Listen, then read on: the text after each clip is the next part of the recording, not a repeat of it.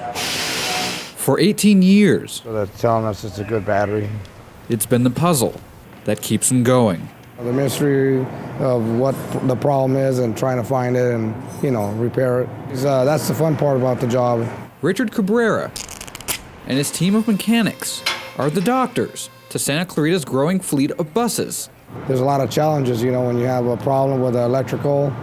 Sometimes it's hard to find those problems. Air conditioning, heating. Each of them coated in brake dust and soot, working to solve some of the most complex problems. A bus is just bigger, has the same tires and brakes just like a car. And it's that daunting task of providing enough buses to move the city's people that keeps the team focused.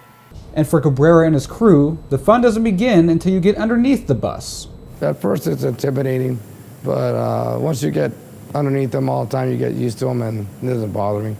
Each of the heavy 20-ton buses is different, but the journey to a solution begins in the same place. All they do is filter the air to make sure that no oil or water goes into the rest of the system.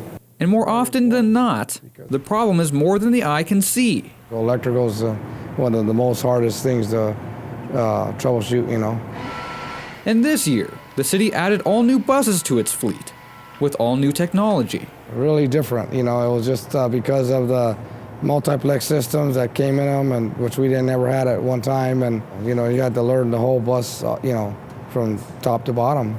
And with these new buses, Cabrera's puzzle begins again. When you have your bad days, you go home kind of feeling, I didn't go too well today, because there are those days.